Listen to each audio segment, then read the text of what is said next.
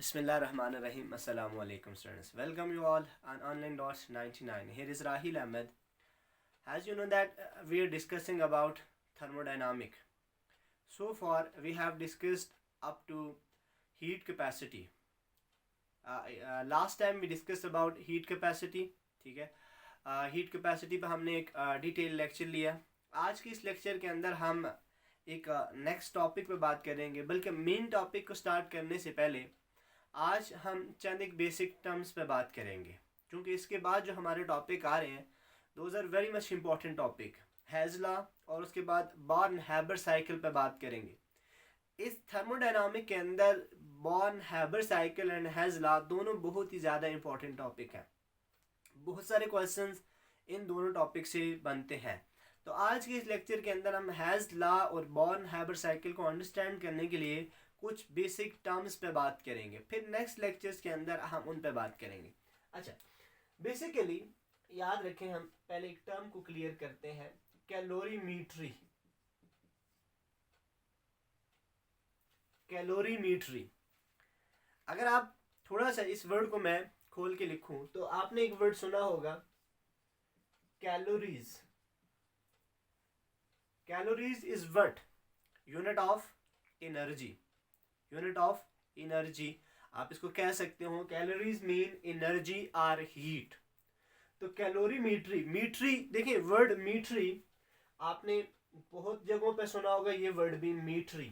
मीट्री का मतलब या मैट्री का मतलब होता है मेजरमेंट, ट्रिग्नोमेट्रिक रेशियो, ठीक है, स्टैक्योमेट्री. इस तरह की बहुत ज़्यादा और टर्म्स भी आती हैं जिनके आखिर में ये METRY मैट्री वर्ड लगा होता है. इस वर्ड का मतलब होता है measurement or calculation or determination. तो अब यहाँ से कैलोरीमेट्री का क्या मतलब बना? Measurement of energy. या हम थर्मोडायनामिक पे अगर बात करेंगे तो हम कहेंगे कि मेजरमेंट ऑफ हीट. अब केमिस्ट्री के बंदे के पास हीट कहाँ से आ रही होती है? वो रिएक्शन की बात कर रहा होता है. तो हम क्या कहेंगे? कैलोरीमेट्री का मतलब ये होता है measurement of energy or heat changes. Measurement of energy or heat changes during a chemical reaction is known as calorimetry. तो यहाँ पे कैलोरीमेट्री का मतलब क्या हो जाएगा कि एक ऐसी साइंस जिसके जरिए एक रिएक्शन के दौरान होने वाली हीट चेंजेस को मेजर करें. तो देखिए, मैं क्या कहूँगा, इसको डिफाइन में किस तरह से कर सकता हूँ. Measurement of heat changes during a chemical reaction. किसी भी केमिकल रिएक्शन के दौरान हीट एब्जॉर्ब हो रही है, हीट एवॉल्व हो रही है. अगर एब्जॉर्ब हो रही है, कितनी एब्जॉर्ब हो रही है? अगर इवॉल्व हो रही है, कितनी इवॉल्व हो रही है?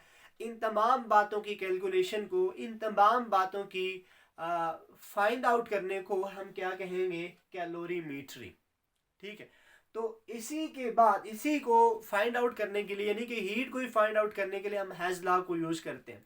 देखिए, ओवरऑल कैलोरीमेट्री के दो मेथड्स होते हैं, दो वेज होते हैं. एक को हम कहते हैं डायरेक्ट कैलोरीमेट्री, एक को कहते हैं डायरेक्ट कैलोरीमेट्री, और दूसरी है इनडायरेक्ट कैलोरीमेट्री. ये दो वेज हो सकते हैं. या तो हम डायरेक्टली जो सिस्टम है उसको लेके हीट फाइंड कर लें, या हम इनडायरेक्टली कुछ रिएक्शंस को लेके, कुछ स्टेप्स को यूज कर लेके, कुछ प्रोसीजर्स को यूज करके फाइंड आउट करें. ठीक है. दोनों मेथड्स पे हम बात करेंगे लेकिन लेटर ऑन. आज हम बात करेंगे जस्ट बेसिक टर्म्स के ऊपर जो कैलोरीमेट्री के इंपॉर्टेंट टॉपिक को अंडरस्टैंड करने के लिए हमारे लिए हेल्पफुल होती है. उनमें से किन किन टर्म पर हम बात करेंगे? नंबर 1, पहली बात करेंगे स्टैंडर्ड एंथैल्पी ऑफ फॉर्मेशन. यहाँ पे आप ये देखिए, वहां पर हम हीट चेंजेस की बात कर रहे हैं और यहाँ पर आप ये सोच रहे होंगे कि सर ने वर्ड एंथैल्पी यूज कर लिया. तो हीट और इंथैल्पी का मतलब एक ही है, ये आपने पहले लेक्चर्स में अंडरस्टैंड किया हुआ है, ठीक है। तो इसको आपने कंफ्यूज नहीं करना, इसको आपने समझे रखना है, ठीक है। ये एक टर्म हम डिस्कस करेंगे। दूसरी टर्म हम यहाँ पे जो डिस्कस करेंगे that is standard enthalpy of combustion. Standard enthalpy of combustion. तीसरी हम बात करेंगे स्टैंडर्ड इंथैल्पी ऑफ न्यूट्रलाइजेशन, ठीक है। और चौथी टर्म जिस पर हम बात करेंगे that is standard enthalpy of solution formation. Solution formation या डेसोल्यूशन भी आप इसे कह सकते हैं। स्टैंडर्ड इंथैल्पी ऑफ डेसोल्यूशन और solution formation. One by one हम इन चारों टर्म्स को क्लियर करते हैं। सबसे पहले जिस टर्म पर हम बात करेंगे वो है standard enthalpy of formation. Standard enthalpy of formation. Standard enthalpy of formation, ये चीज हम यहां डिस्कस करेंगे कि what do we mean by standard enthalpy of formation. देखें, सबसे पहली चीज आपने ये देखनी है कि इसको हम डिनोट कैसे करते हैं, इसको हम रिप्रेजेंट कैसे करते हैं। देखिए, आपको ये पता है कि इंथैल्पी के लिए हमने ये सिंबल यूज की थी H, ठीक है। और आपको ये भी पता है कि जब भी हम किसी स्टैंडर्ड क्वांटिटी की बात करते हैं तो उसको हम यहाँ पे इसके ऊपर डॉट लिखते हैं, जीरो, जिसका मतलब होता है नॉट। हम इसे कहते हैं H not, which mean this term is in standard conditions. जब हम स्टैंडर्ड कंडीशन पे किसी भी क्वांटिटी, किसी भी वेरिएबल, किसी भी फंक्शन की बात करते हैं तो उसके ऊपर आप ये डॉट, ये निशान रखते हैं। तो याद रखना है कि इसका मतलब क्या होगा, स्टैंडर्ड कंडीशंस पे हम बात कर रहे हैं, ठीक है। अब चूंकि हम चेंज की बात कर रहे हैं तो हम यहाँ पे क्या लगाएंगे, डेल्टा। इसका मतलब क्या हुआ, standard enthalpy, change in standard enthalpy. अब आगे हम क्या बात कर रहे हैं, फॉर्मेशन, किसी कंपाउंड की फॉर्मेशन की बात कर रहे हैं तो हम क्या कहेंगे, डेल एच एफ। ये चीज आपने ध्यान में रखनी है कि इसकी नोटेशन किस तरह से है और इसकी रिप्रेजेंटेशन या इसको डिनोट कैसे किया जाता है, स्टैंडर्ड इंथैल्पी ऑफ फॉर्मेशन। अब इसका मतलब क्या है, स्टैंडर्ड इंथैल्पी ऑफ फॉर्मेशन का मतलब क्या है, इस बात को जरा लें। देखिए, एक चीज याद रखें, फॉर्मेशन का मतलब क्या होता है, बनना। कोई से दो रिएक्टेंट है, वो कंबाइन होंगे, क्या बनाएंगे, प्रोडक्ट बनाएंगे। लेकिन हम ये कहते हैं कि जब दो रिएक्टेंट अपनी स्टैंडर्ड स्टेट, स्टैंडर्ड स्टेट का मतलब ये होता है जब वो नेचुरली मौजूद हो। फॉर एग्जाम्पल देखें, हम एक रिएक्शन लेते हैं कार्बन, ठीक है, प्लस ऑक्सीजन, इससे क्या बनता है, कार्बन डाइऑक्साइड, ये हमें पता है, ठीक है। अब यहां पे एक चीज आपने स्टैंडर्ड के लिए समझनी है। आपको ये बात पता है कि कार्बन जो है स्टैंडर्ड कंडीशंस में, ये नेचुरल स्टेट में वो कैसे मौजूद होता है, that is in the form of solid. ये सॉलिड स्टेट में होगा, ठीक है। ऑक्सीजन किस स्टेट में होगा, गैसियस स्टेट में, ठीक है। और ये कार्बन डाइऑक्साइड गैस। जब ये तीनों चीजें अपनी इन स्टेट्स में मौजूद होंगी तो इस रिएक्शन के दौरान जितनी हीट इवॉल्व होगी या चेंज आएगी हीट में, उसको हम क्या कहेंगे, standard enthalpy of formation. Standard enthalpy of formation. तो आप ये क्या कहोगे कि हीट चेंजेस, या आप ये कह लो कि अमाउंट ऑफ हीट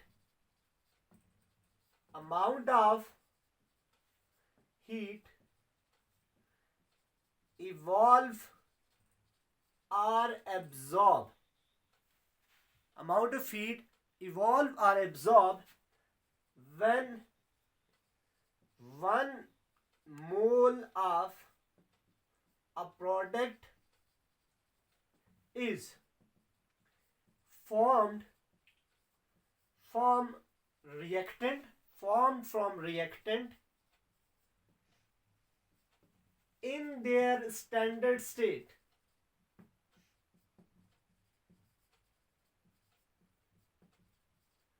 इस डेफिनेशन को आपने अंडरस्टैंड करना है कि जब भी रिएक्टेंट अपनी स्टैंडर्ड स्टेट में रिएक्ट करके आप यहाँ पे एक चीज़ ध्यान में रखना है कि बाज़ स्टूडेंट इस बात में कंफ्यूज हुए होंगे कि स्टैंडर्ड स्टेट का क्या मतलब है, और बाज़ के ध्यान में ये क्वेश्चन भी आया होगा कि कार्बन सॉलिड फॉर्म में लिखा हुआ है सर ने, सॉलिड में तो रिएक्शन नहीं होता ना, उसको आयनाइज करना पड़ेगा, गैस किस फॉर्म में लेके जाना पड़ेगा, वेपोराइज करना पड़ेगा।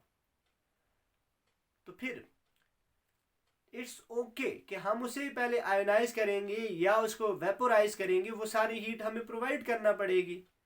तो हम उसकी बात नहीं कर, हम कहते हैं स्टैंडर्ड स्टेट से लेकर प्रोडक्ट तक ले जाने के लिए जितनी भी हीट चेंज आएगी, सिर्फ हम नहीं कहते कि जिस स्टेट में वो रिएक्ट करे वो किसी भी स्टेट में क्यों ना रिएक्ट करे, जो उसकी स्टैंडर्ड स्टेट है उससे लेकर प्रोडक्ट में लेके जाने तक जितनी भी एनर्जी चेंज आएगी, उस एनर्जी चेंज को हम अगर इस तरह से बात कर रहे हैं तो उसको हम क्या कहेंगे, स्टैंडर्ड एंथैल्पी ऑफ फॉर्मेशन। तो फॉर दिस रिएक्शन अगर मैं देखूं तो जो डेल एच एफ है, del H not F, that is equal to -393 kilo joule per mole, point something है 93.3 आर समथिंग। तो आपने इस चीज को ध्यान में रखना है कि ये जो हीट है दैट इज माइनस, ये बात भी मैंने क्लियर की हुई है, माइनस का क्या मतलब है वो आपको अच्छी तरह से क्लियर है। अगर किसी को नहीं क्लियर तो वो हमें कमेंट बॉक्स में मेंशन करके बता सकता है, उस पर हम नए सिरे से डिस्कशन कर सकते हैं। ठीक है, इसका मतलब ये है एक्सोथर्मिक रिएक्शन, जिसका मतलब है हीट इवॉल्व हुई है।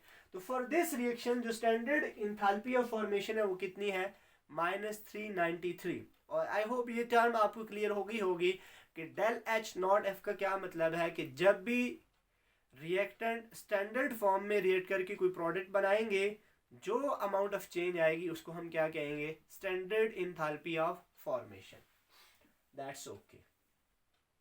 अब आएंगे हम दूसरी टर्म के ऊपर। दूसरी टर्म थी हमारी standard enthalpy of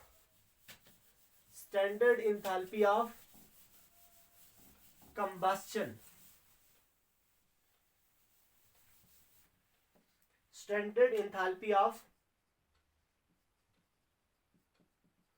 combustion number 2। अब हम इस पे बात करेंगे।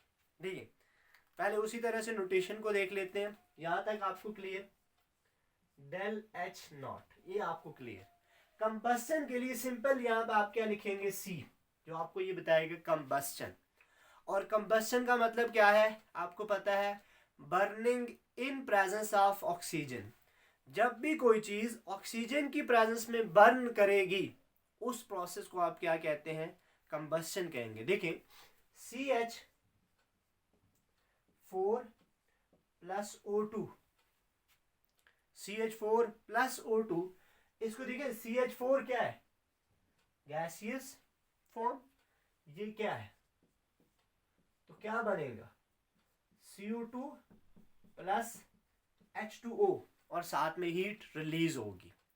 ठीक है, तो हम क्या कहेंगे कि when 1 mole of any reactant, when 1 mole of any reactant completely burnt with oxygen, जब भी किसी भी रिएक्टेंट का 1 मोल कंप्लीटली बर्न हो इन प्रेजेंस ऑफ ऑक्सीजन, जो अमाउंट ऑफ हीट रिलीज होगी उसको हम क्या कहेंगे, स्टैंडर्ड एंथैल्पी ऑफ कंबस्शन। तो आसान लफ्जों में आप इसको डिफाइन कैसे करेंगे, अमाउंट ऑफ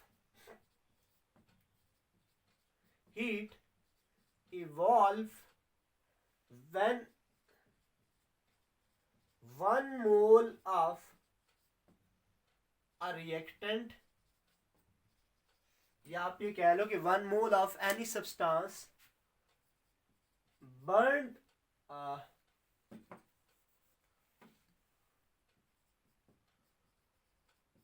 completely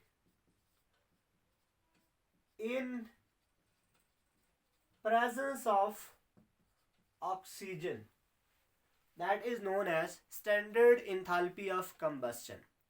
कि जब भी किसी सब्सटेंस का 1 मोल कंप्लीटली बर्न हो उसको हम क्या कहेंगे, standard enthalpy of combustion.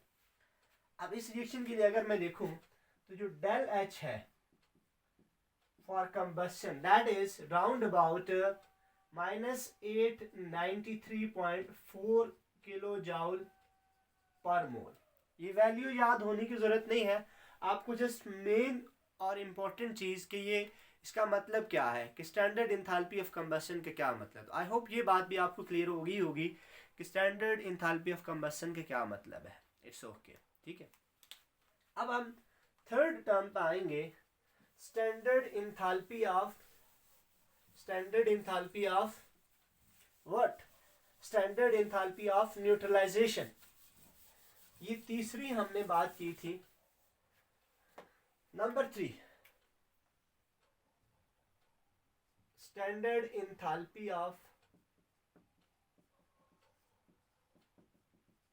Neutralisation, standard enthalpy of neutralization. अब देखें उसी तरह से फर्स्ट ये चीज देख लें, डेल एच नॉट एन यहां पे लगा दें। अब न्यूट्रलाइजेशन पहले आपको क्लियर होना चाहिए, न्यूट्रलाइजेशन का क्या मतलब है। न्यूट्रलाइजेशन आपने पहले भी पढ़ा कि जब भी कोई एसिड किसी बेस के साथ कंप्लीटली रिएक्ट कर ले, जब भी कोई एसिड किसी बेस के साथ रिएक्शन करे उस रिएक्शन को हम क्या कहते हैं, न्यूट्रलाइजेशन कहते हैं। देखें जैसे क्या है, HCl प्लस NaOH, ये एक एसिड है आपको पता है, ये एक बेस है, ये दोनों एक दूसरे के साथ रिएक्ट करेंगे और क्या बनाएंगे, NaCl प्लस वाटर। यहां पे आपने ये समझना है कि जब भी एक बेस एक एसिड के साथ रिएक्शन करेगा उस रिएक्शन को हम क्या कहेंगे, न्यूट्रलाइजेशन। और उस न्यूट्रलाइजेशन रिएक्शन के दौरान जो चेंज आएगी हीट में, that change is standard enthalpy of neutralization. अब इस रिएक्शन के दौरान जो हीट में चेंज आएगी, जो हीट इवॉल्व होगी, उसको हम क्या कहेंगे, standard enthalpy of neutralisation.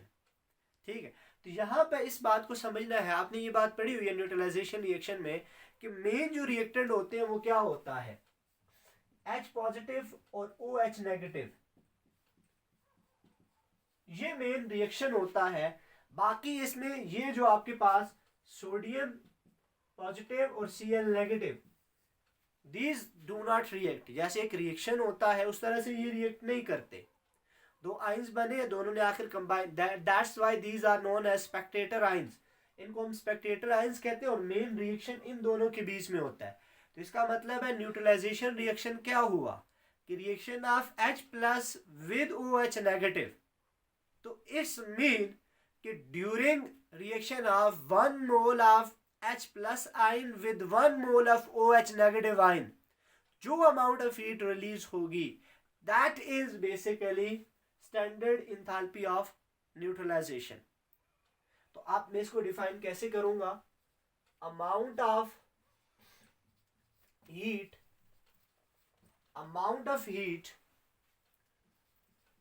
evolved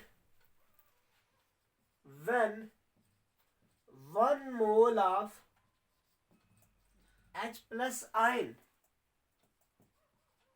react with 1 mole of OH negative ion, that amount is standard enthalpy of neutralization। और अगर मैं इस रिएक्शन के लिए लिखूं तो that is del H is equal to -57 kilo joule per mole. तो मुझे उम्मीद है कि ये टर्म भी आपको क्लियर हो गई होगी। ठीक हो गया। अब हम आते हैं last but not least fourth term पे हम बात करेंगे अब, that is standard enthalpy of what, भूल गए हो यार, स्टैंडर्ड इंथैल्पी ऑफ डिसोल्यूशन और सॉल्यूशन फॉर्मेशन, सॉल्यूशन बनने के दौरान जो हीट इवॉल्व या एब्जॉर्ब होती है जब रिएक्ट जो सॉल्यूट है वो स्टैंडर्ड कंडीशन में हो। देखिए तो अब इसको आप रिप्रेजेंट कैसे करेंगे, del H not S, S for solution formation. For example देखें, आपने NaCl लिया सॉलिड स्टेट में, इसको आपने वाटर में डिसॉल्व किया, क्या हो गया Na पॉजिटिव Cl नेगेटिव। तो whenever 1 mole of NaCl is dissolved in excess amount of solvent, यानी कि मैंने यहाँ पे NaCl की बात कह दी, किसी भी सॉल्यूट की बात कर रहे हो, तो जो हीट इवॉल्व होगी उसको हम क्या कहेंगे, स्टैंडर्ड इंथैल्पी ऑफ सॉल्यूशन और डिसोल्यूशन। तो आप डिफाइन कैसे करेंगे कि अमाउंट ऑफ हीट इवॉल्व और एब्जॉर्ब, इवॉल्व भी हो सकती है एब्जॉर्ब भी हो सकती है, when 1 mole of any solute is dissolved in excess solvent, किसी भी excess solvent में जब 1 mole of solute आप डिसॉल्व करोगे, जो हीट रिलीज या एब्जॉर्ब होगी उसको हम क्या कहेंगे, स्टैंडर्ड इंथैल्पी ऑफ डिसोल्यूशन। तो आप लिखेंगे कैसे, अमाउंट ऑफ हीट एब्जॉर्ब और evolve when 1 mole of any solute is dissolved in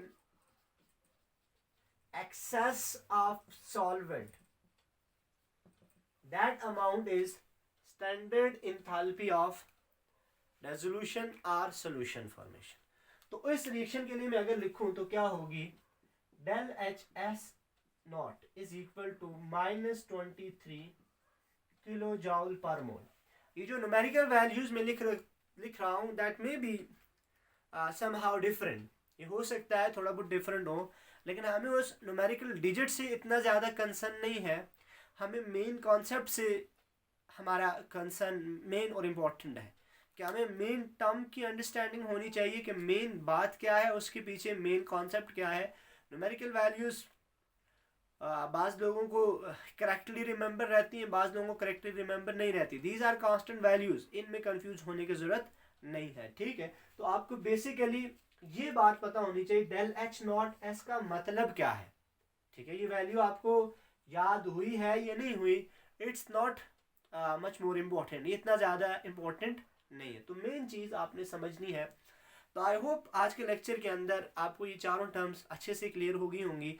still if you have any confusion regarding this topic और any other topic, you can mention it in comment box. So for it is enough, thank you very much.